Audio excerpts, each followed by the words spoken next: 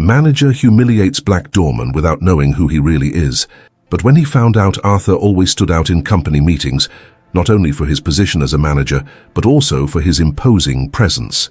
That morning, in a conference room illuminated by large windows, offering a stunning view of New York City, he was the center of attention, gesturing as he presented his ambitious ideas for a new project. His colleagues listened, but a slight tension hung in the air.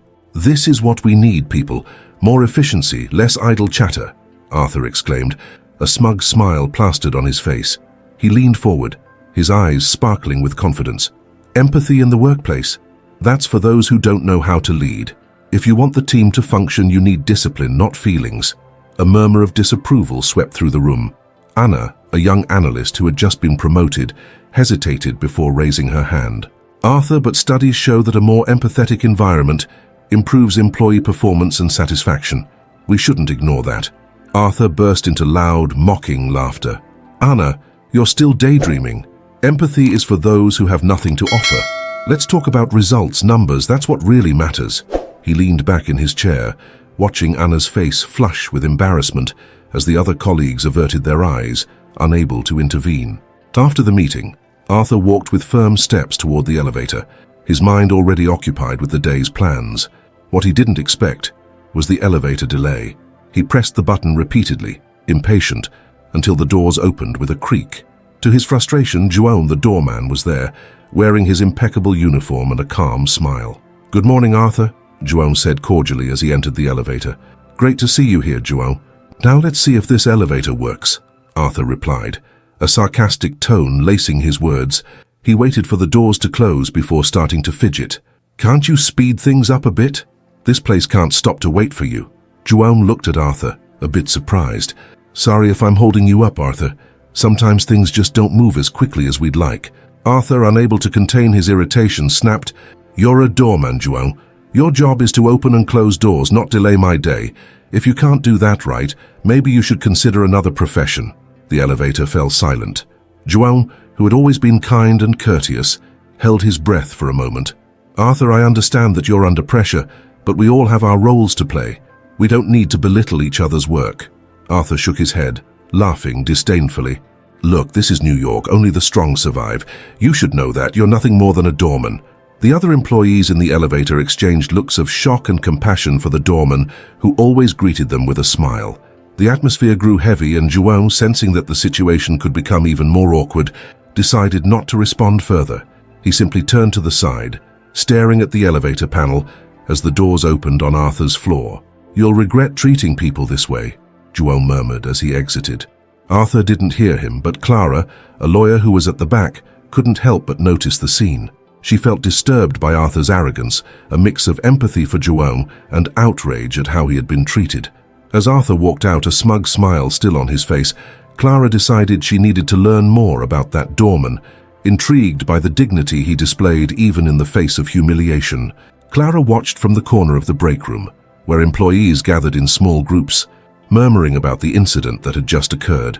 Joan's humiliation still lingered in the air, like a heavy cloud, and Clara couldn't take her eyes off him. The doorman stood firm, his posture exuding dignity despite the disdain he had just faced. Compassion filled her, and a desire to understand more about that man drove her to approach her colleagues. "Did you see what happened? How could Arthur act that way?" Clara asked, breaking the silence that had formed around them. "Yeah, it was terrible. Joan has always been so kind. He doesn't deserve that," said a colleague, her voice trembling. "He always helps everyone, even though he's just the doorman." "I heard he has an interesting story," another employee chimed in thoughtfully. "They say he was a big executive before all this." Clara furrowed her brow, intrigued. She needed to know more about Joan. What could have happened in his life that led him to change direction? Determined, she decided she would seek out the doorman as soon as she had a chance. Later, when most employees had returned to their desks, Clara made her way to the building entrance where Joan was organizing some boxes. He seemed focused on his work, but when Clara approached, he looked up, offering a gentle smile. "Hi, Joan," Clara said in a friendly tone. "Can I talk to you for a moment?" "Of course, Doctor," Joan replied, setting a box aside and wiping his hands on his pants. "What can I help you with?" "I just wanted to apologize for what happened with Arthur. Well, he shouldn't have acted that way, Clara said, trying to find the right words. I think you deserve respect. João shook his head, a sad smile crossing his face. Thank you, but don't worry. This isn't anything new. Some people have difficulty seeing beyond appearances.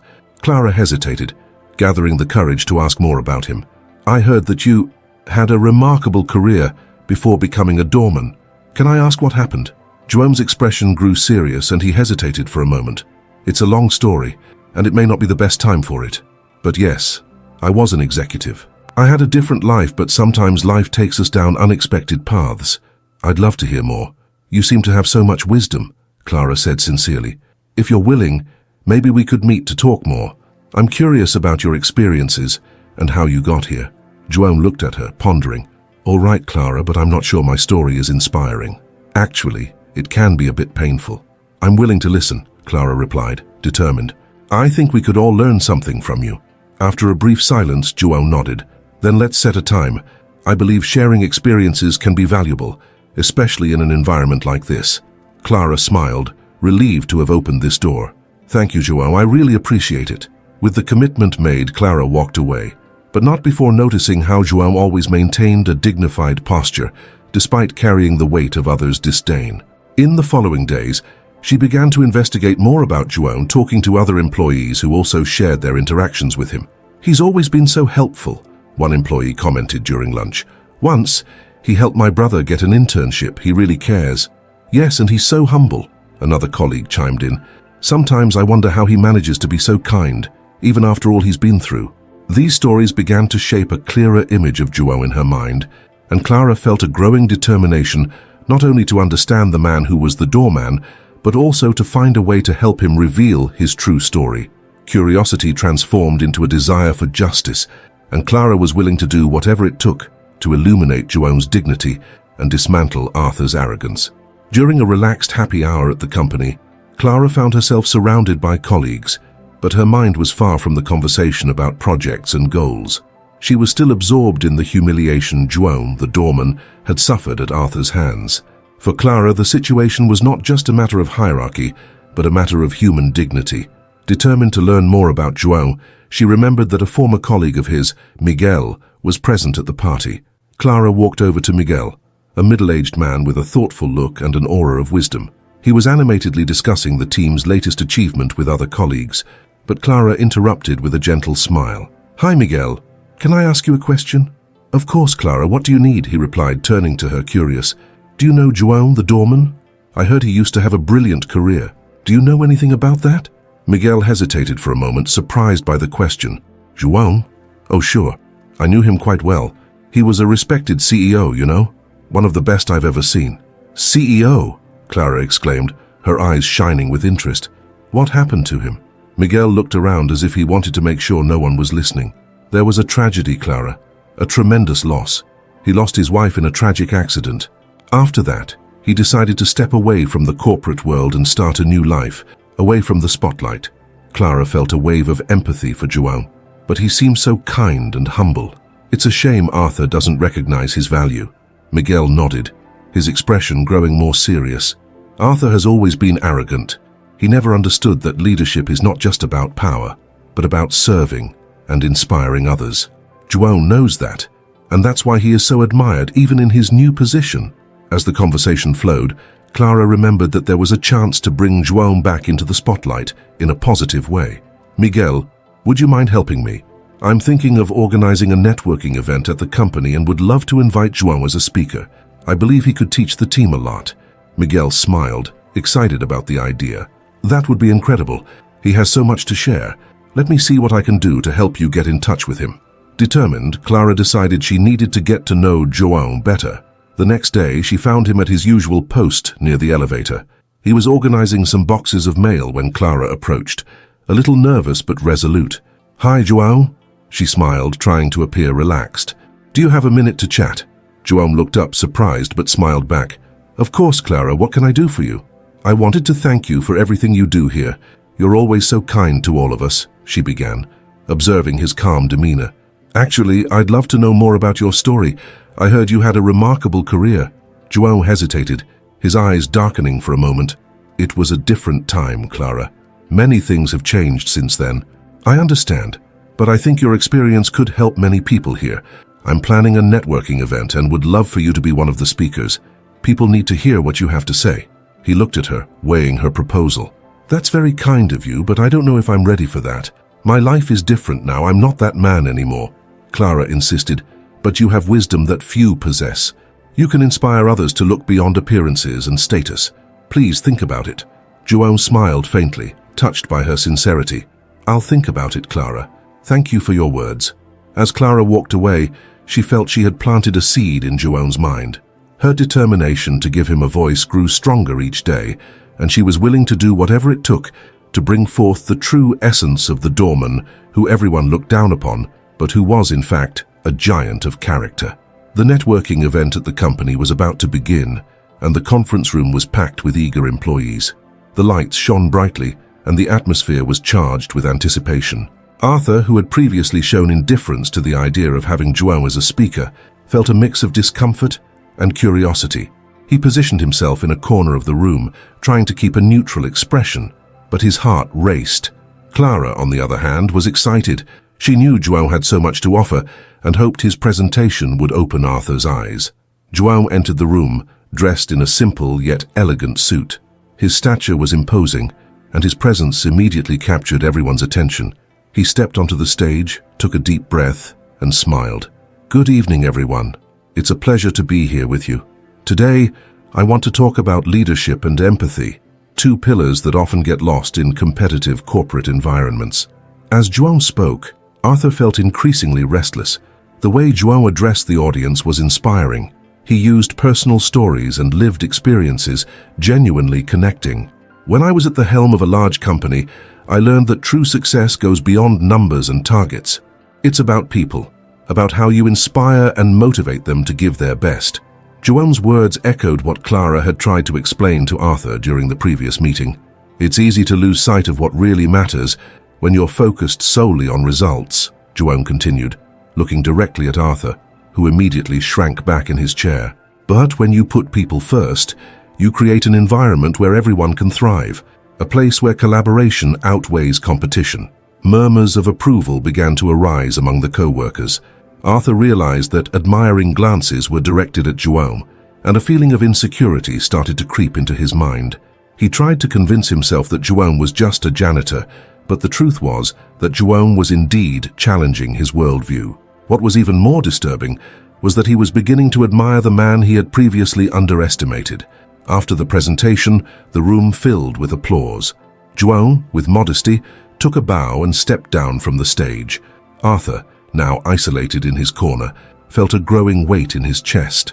When João approached the exit, Clara wasted no time. She walked up to him, still excited. João, you were amazing. You managed to convey a powerful message. I'm sure everyone here felt it. João smiled, but there was a shadow of concern in his eyes. Thank you, Clara. I hope it was helpful, but I feel there's still much to be done, especially regarding Arthur. He seems so distant. Clara nodded, looking over at where Arthur sat. He needs a change, someone to help him see beyond his own ego.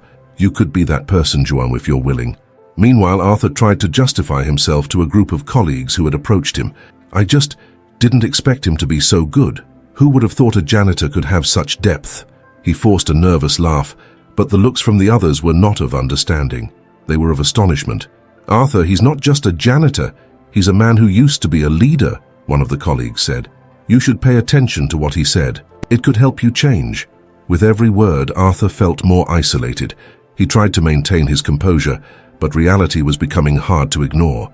He realized that his arrogance had isolated him, and João's wisdom was beginning to open doors to a new understanding. When João left the room, Arthur felt an impulse to go after him to apologize, but he hesitated. Shame paralyzed him. This is what I need to do, he murmured to himself, gazing out the window at the sun setting over New York City. I need to change. But doubt still consumed him. Would he be able to do it? Arthur sat at his desk, his gaze lost on the computer screen. João's words during the networking event echoed in his mind, and every time he tried to focus on work, a wave of guilt washed over him. He recalled João's expression, calm yet filled with pain when he was humiliated. The janitor's smile, so gentle and welcoming, contrasted sharply with the arrogance he had displayed. The weight of his own arrogance now felt like an unbearable burden. How could I do this, Arthur thought, running a hand through his hair in frustration. He stood up abruptly, determined to apologize to João. However, as he tried to approach the janitor, a wave of hesitation paralyzed him. What would he say?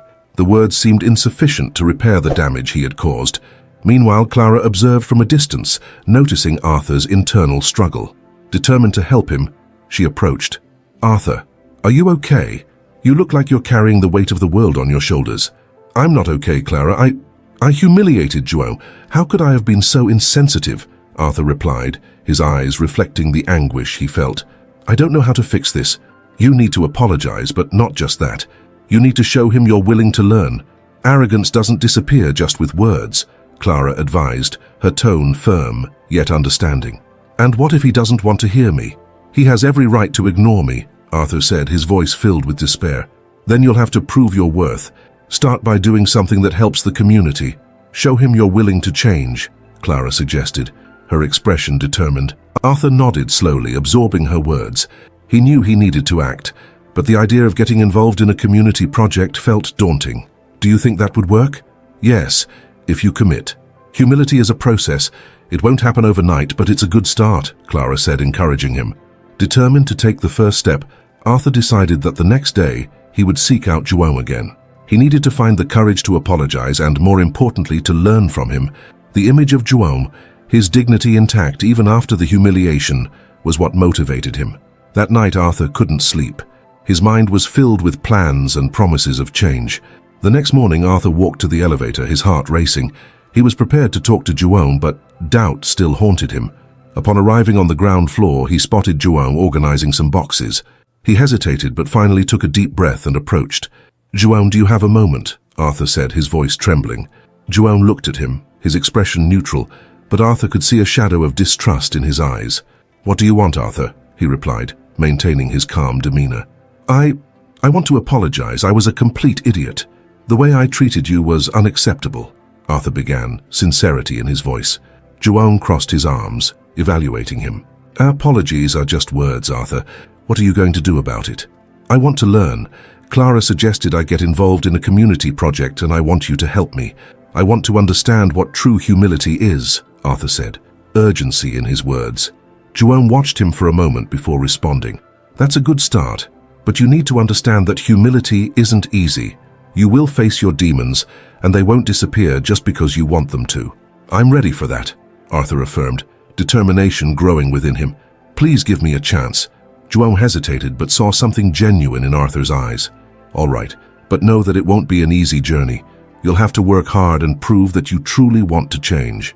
"I accept the challenge," Arthur said, a smile beginning to form on his face. "Thank you, João." "Let's see if you can do it," João replied, a slight smile also breaking on his lips. Arthur knew that the road ahead would be difficult, but for the first time he felt he was on the right path. Arthur was sitting at his desk, his gaze lost on the computer screen, but his mind was far away. The echo of the humiliation he had inflicted on João still resonated in his conscience, like a persistent echo that wouldn't let him rest. He knew he needed to change, but doubt paralyzed him. The idea of seeking out João terrified him. What if he didn't want to listen? What if the doorman despised him? With a deep sigh, Arthur stood up and decided to confront what he had done. He found João in the building's lobby, organizing some boxes of cleaning supplies. The doorman was focused, his face serious and determined, and Arthur hesitated for a moment. "Arthur, are you okay?" João asked, noticing the manager's presence. João's voice was calm, but there was a hint of caution that made Arthur's heart race. "João, we need to talk," Arthur said, trying to keep his voice steady. João stopped what he was doing and looked at him, his expression unchanged. "About what happened? I'm sorry, I was an idiot. I had no right to treat you that way." João crossed his arms, assessing Arthur with a look that mixed curiosity and distrust. "You cared enough to treat me like that, and now you want me to believe you care?" Arthur felt the emotion rise within him. "I know I can't undo what I did, but I really want to learn from you. I'm not who I was before. I want to change. Please, give me a chance." João let out a deep sigh, his gaze softening slightly. "Change is hard work, Arthur. Are you willing to do whatever it takes?" "Yes," Arthur replied without hesitation.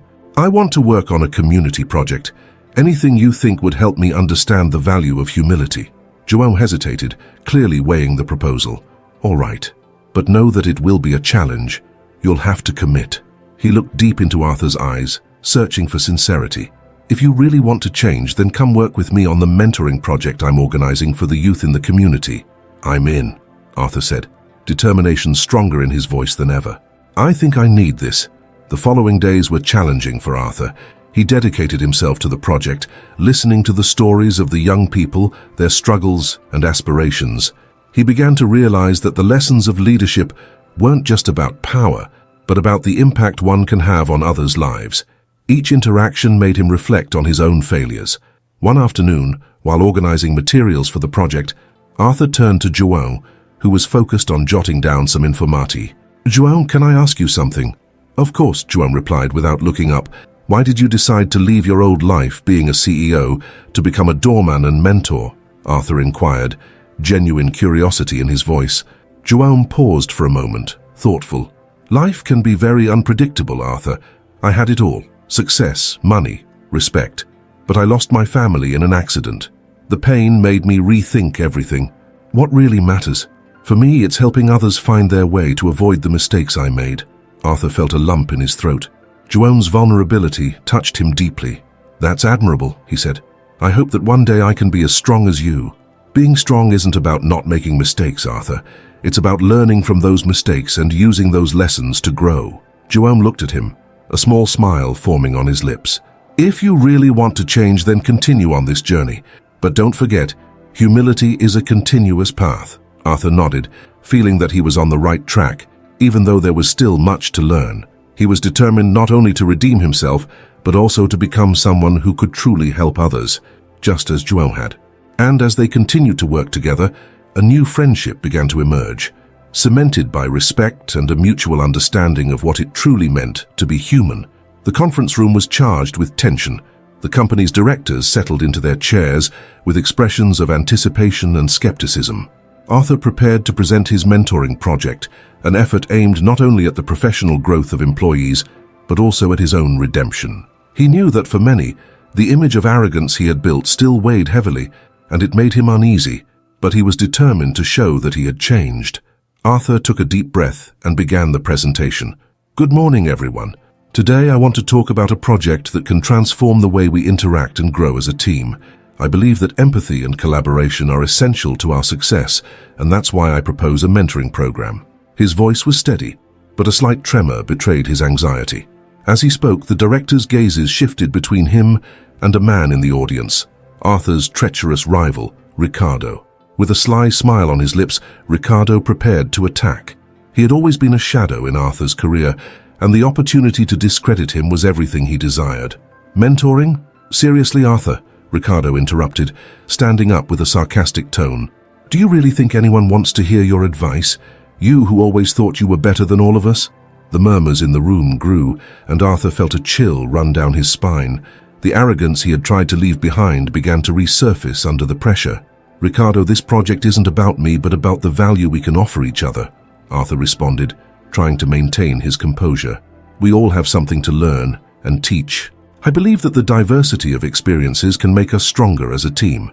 It's easy to talk when you've never had to deal with the consequences of your actions, Ricardo insisted, his acidic tone echoing in the room.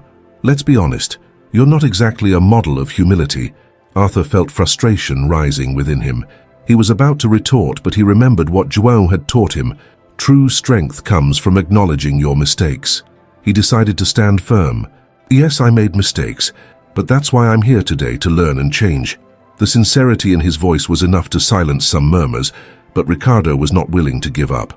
At that moment, João, who was among the observers, stood up. His imposing and calm presence made everyone turn to him. May I intervene, Arthur? He asked with a respectful tone. Of course, João, Arthur replied, relieved to have an ally by his side. João looked at Ricardo, his eyes radiating confidence. Arrogance is a poison that consumes not only those who possess it, but also those around them. What Arthur proposes is not just a mentoring project.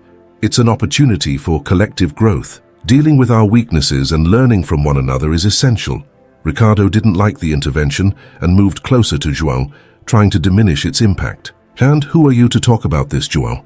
A janitor who thinks he has the right to give life lessons to an executive." The sarcasm was evident, but João remained calm. "I was an executive before I became a janitor, Ricardo, and I learned that true leadership comes from the ability to listen, understand and serve others, not from arrogance. Arthur is on the right path, and I will stand by him. And if you'd like, I can give you a few lessons as well," João replied, his gaze firm, challenging his rival. The room fell silent. Most employees were attentive, and a few began to whisper among themselves. João's bravery left an impression. However, Ricardo was angrier than ever. He realized he was losing the battle and decided to use a dirty trick. "Oh, so you're a former executive? That's interesting. Don't tell me your past is as clean as you'd like it to be, Arthur. We all know life isn't a fairy tale. What are you hiding?" Ricardo provoked, knowing he had hit a sensitive spot. Arthur froze. He knew Ricardo was about to reveal something that could ruin his presentation, his new image, and everything he had fought for. Looking at João, who watched him with solidarity, Arthur felt the pressure. He needed to resist and not revert to the arrogant man he once was. João observed the frantic movement of the office, feeling slightly out of place in that intense atmosphere of competition. The environment that once was his, filled with strategic decisions and heated discussions, now had a different rhythm. He remembered every detail, the laughter and the challenges, but the current reality showed him as just a janitor, someone who, despite his rich history of achievements, was now seen only as a cleaning staff. However, Arthur's transformation was beginning to take on a new dimension, and João knew he couldn't let his former colleagues sink back into arrogance. Meanwhile, Clara, determined to protect Arthur and the truth, approached João. "Have you noticed how things are changing?" she asked, her E. "Arthur is trying hard, but there's a rival who's eyeing his downfall. We need to act before he has the chance to strike." João nodded, his expression growing graver. "Yes, I see it. Arrogance can return at any moment, and this internal competition is fueling it. What do you suggest?" Clara pulled out a chair and sat beside him. "We need to find out more about this rival. He seems to have a history of doing whatever it takes to win, even if it means sabotaging others. If we can expose this, Arthur will have a chance to stay strong." "I agree," João said thoughtfully, "but we can't let Arthur know about our plans just yet. He needs to focus on his change and not on another battle. I'll try to find out what I can about this rival." "Great. I'll do the same. Let's meet later and share what we find," Clara suggested, determined. "We need to be careful but quick." The following days were tense. João and Clara dedicated themselves to investigating the rival. While Clara sought information through discreet conversations with other employees, João decided to explore the projects the rival had worked on. He remembered that not too long ago, he had participated in meetings where this man had shown ambition but lacked integrity. He had also heard rumors about how the rival often attributed his victories to people he had undermined. One afternoon, João met Clara at a cafe near the office. "I found some things," he began, looking around to ensure no one was listening. "Arthur's rival has a reputation for betrayal. He sabotaged a major project in the past, and many distanced themselves from him because of it. But no one seems to know he's the real reason behind the downfall of some colleagues." Clara leaned forward, her eyes shining with the revelation. "This is excellent. We need concrete evidence. This is our chance to show Arthur the truth and prevent him from sinking again. Can you confirm this?" "Yes, I have some contacts who can help. I'll talk to them and try to gather more information.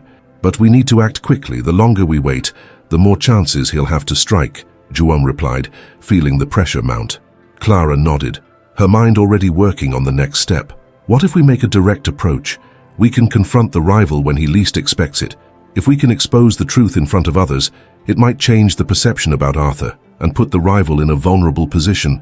João hesitated. "That could be risky. If Arthur finds out we're planning this, he might feel betrayed and pull back. He's struggling to control his arrogance, and I don't want to push him back down again." "Then let's be discreet. It doesn't have to be a spectacle. We just need to gather what we need and use it to our advantage," Clara said, determination in her voice. "We can do this," João agreed, but the concern still weighed on his mind. He knew Arthur was in a delicate phase of his life, and any slip could send him back to the bottom. "All right, Clara, let's do this. But let's be careful. The last thing I want is for Arthur to feel he needs to defend himself instead of focusing on his growth."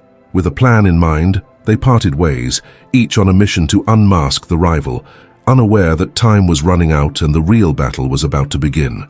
The conference room was electrically charged. The tension was palpable, as if the air was vibrating with expectation. Arthur sat, his eyes fixed on the dark wooden table, his heart racing. He knew his rival Marcos was about to make a dangerous move. Clara and Joanne's words echoed in his mind, reminding him of the importance of humility and truth. However, doubt still haunted him. Could he face Marcos, or would it be easier to hide behind his old arrogance? Marcos, with his cynical smile and calculating gaze, stood up and began to speak. Ladies and gentlemen, today we are here to discuss the future of our company. But first, I would like to bring up some issues regarding our dear Arthur. He paused dramatically, observing the faces of his colleagues who were now turning to Arthur, curious and concerned. We all know that Arthur has been trying hard to be a leader, but there's a dark past he prefers to keep secret. Something that could compromise not only his position, but the integrity of our company. Marcos looked directly into Arthur's eyes, his smile widening. Do you all remember that project that failed miserably? Arthur was in charge. It wasn't just a common mistake. He manipulated the numbers to protect himself, and now he wants us to believe he's changed? A murmur swept through the room. Arthur felt his face heat up, the frustration building within him. The old arrogance he had tried to leave behind threatened to resurface. However, an inner voice held him back from succumbing to it. He slowly rose, trying to gather courage. Marcos, you can try to destabilize me with lies, but the truth always prevails. Ah, the truth, Marcos replied with disdain.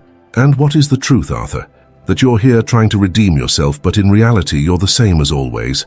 A man who only cares about himself. The room fell silent, all eyes fixed on Arthur, waiting for his response. He took a deep breath, feeling the weight of each gaze upon him. I'm not perfect, Marcos. I've made mistakes, and I'm paying for them. But instead of hiding my past, I chose to confront it. And that's something you will never understand. In that moment, Joanne, who was among the attendees, stood up, his presence calm yet firm. Arthur, if I may, he said, with a steady but powerful voice. What truly matters is not just what happened in the past, but how each of us chooses to act in the present. And you, Arthur, are here, willing to confront your past and become an example. That is worthy of respect. Marcos rolled his eyes. The janitor is defending the boss now. How convenient. He laughed, but the room did not join him. No, Marcos, Joanne responded, his voice firm. I'm not here to defend Arthur, but to remind everyone that we all have a past. What defines who we are is what we do with it. And you, on the other hand, are trying to undermine him out of fear of what he has become. Arthur felt a new breath of air. Joanne's words ignited something within him. He turned to Marcos, resolute. If you think bringing me down with lies will work, you're mistaken. I have the courage to face my past, and if that means I'll lose some battles along the way, so be it. But I won't let your lies define my story. The gazes shifted. People began to murmur, assessing the situation. Arthur's confidence was growing, and he realized he wasn't alone. He looked at Joanne, who offered him an encouraging smile, and at Clara, who watched him with admiration. I'm not the man you once knew, Marcos. I'm here to make a difference, and I won't let you stop me. Marcos, realizing his plan was unraveling, tried to regain control. This is just a story you're creating, Arthur. You can't simply change who you are. Maybe not, Arthur replied with renewed determination. But I can choose who I want to be from now on. And so, in a moment of vulnerability and strength, Arthur reaffirmed himself in front of his colleagues, not just as a manager, but as a man willing to confront his demons, making it clear that arrogance no longer had a place in his life. The atmosphere in the meeting room was heavy, and the director's gazes shifted between Arthur and the rival who had just been unmasked. The man, pale-faced and incredulous, struggled to find words to save himself from the embarrassing situation. This is a lie. No one believes I would do something like that, he shouted, but his voice trembled and the confidence he once had was quickly fading. Arthur, standing tall, took a deep breath before responding, feeling the weight of responsibility on his shoulders. You can try to divert attention, but the truth always comes to light. Arrogance and betrayal have no place here. The determination in his voice was palpable, and now he was not just defending himself, but also upholding his newly discovered values. I made mistakes, and I learned the hard way that humility is essential. But you You tried to destroy the trust of all of us." The board, impressed by Arthur's courage, began to whisper among themselves. He felt that, at last, the tide had turned in his favor. The rival, realizing he was cornered, cast a desperate look at João, who was on the sidelines, watching everything unfold. "You can't let this happen, João. You know I'm the best option for this company." With a calm gesture, João stood up. The room fell silent, everyone waiting for his words. The best option is not the one who hides behind lies and manipulations. He looked into Arthur's eyes, seeing the man who had transformed. True leadership comes from honesty and integrity. I have seen Arthur go through a process of change that many would not have the courage to face. João's words reverberated in the room, and the rival, now trapped, had no more arguments. He sat down, defeated, as the directors began to gather. The decision was swift and unanimous. "In light of the evidence and your conduct, we are obligated to terminate your employment," stated one of the directors, with an air of disappointment. The rival had no choice but to accept his fate, while Arthur, relieved, felt the pressure dissipate. After the meeting, as the directors dispersed, Arthur approached João. "Thank you for defending my cause. I wouldn't have succeeded without you," he said, gratitude evident in every word. "You taught me the value of humility." João smiled, but there was a glimmer of seriousness in his gaze. "You made the choice to change, Arthur. That is the true victory. Now you need to use this new perspective to lead with empathy and respect." Arthur nodded, feeling he was on the right path. "I was thinking, I would like to have you as my mentor in the company. Your experience and vision are invaluable. We can create a leadership and mentorship program that helps others learn from our mistakes." João hesitated for a moment, but the sincerity in Arthur's eyes convinced him. "I accept, but remember, leadership is not just about having power. It's about serving others and guiding them, just as you were guided." With a new plan in mind, Arthur and João began to work together. The atmosphere in the company started to change gradually. People felt more motivated and connected, and the mentoring sessions increasingly attracted employees eager to learn. João brought a fresh perspective, and Arthur, with his renewed charisma, was ready to lead. One morning, while watching a young employee being mentored by João, Arthur remarked, "Look at how he absorbs every word you say. This is what I want for our company, a continuous cycle of learning." João smiled, visibly pleased. "That's how you build a legacy, Arthur. When you share what you've learned, you create an impact that can last for generations." The scene unfolded with joy and hope, symbolizing the triumph of humility over arrogance. The story of Arthur and João was not just about redemption, but about transforming an entire environment. The future looked promising, and the new leadership dynamic hinted at a new chapter for everyone at the company, where empathy and respect became the foundations of the corporate culture. We've reached the end of this touching story. If you enjoyed it and want to see more accounts like this, don't forget to subscribe to the channel and hit the notification bell. Right now there's a playlist of videos on your screen. If you want to keep watching these moving stories, just click on it, and you'll be all set. And now, tell us in the comments what city you're watching from, and leave a like to support our work. Here's a sincere question. Do you agree with what happened in the story? We want to hear your thoughts. Until the next video. Manager humiliates Black Doorman without knowing who he really is. But when he found out, Arthur always stood out in company meetings, not only for his position as a manager, but also for his imposing presence. That morning, in a conference room illuminated by large windows, offering a stunning view of New York City, he was the center of attention, gesturing as he presented his ambitious ideas for a new project. His colleagues listened, but a slight tension hung in the air.